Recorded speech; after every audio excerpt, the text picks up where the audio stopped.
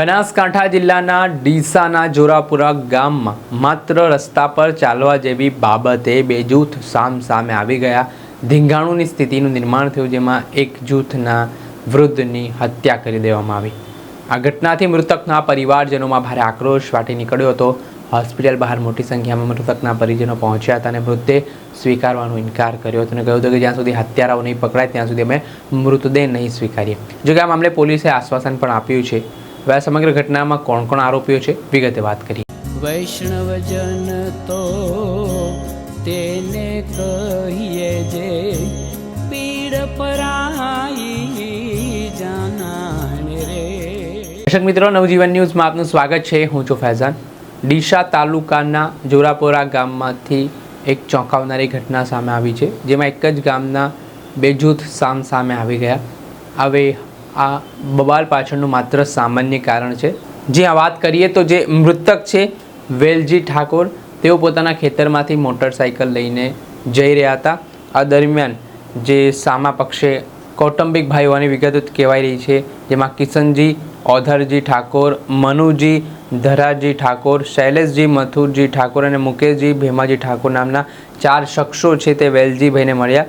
તેમની સાથે રસ્તા પર ચાલવા જેવી બાબતે અચાનક બોલાચાલી થઈ ગઈ.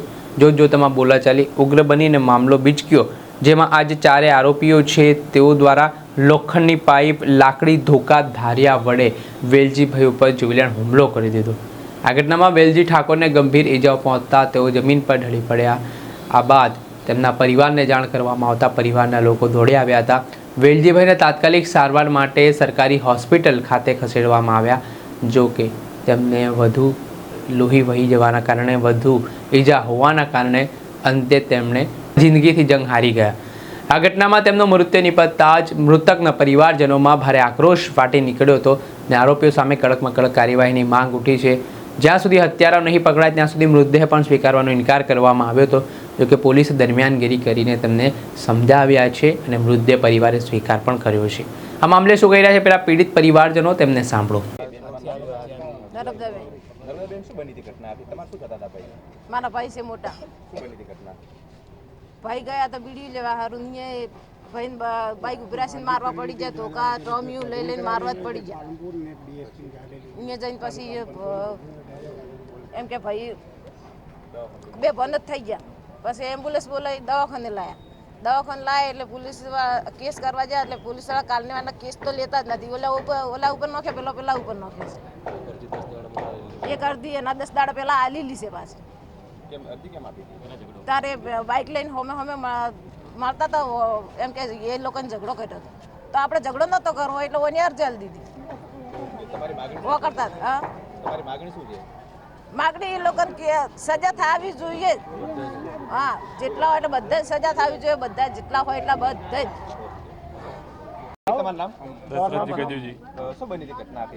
મારા ભાઈ બાઇક લઈને જતા હતા, ત્યાં આ માણસો લાકડીઓ ટોમી લઈને ફરી વળ્યા મારવા માટે.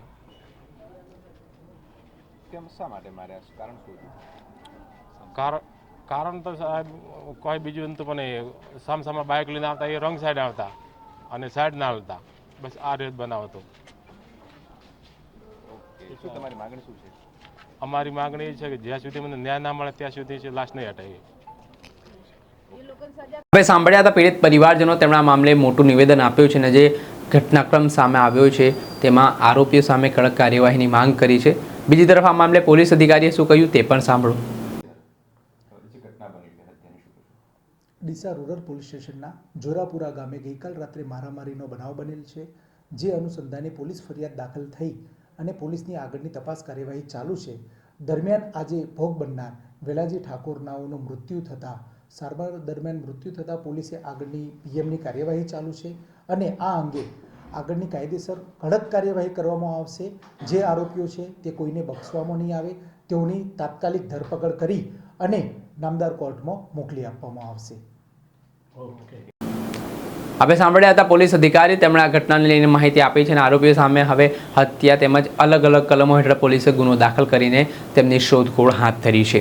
દર્શક મિત્રો, આવા જ અવનવા વિડીયો સાથે આપણે માહિતગાર કરતા રહીશું, એટલે નવજીવન ન્યૂઝ જોતા રહો.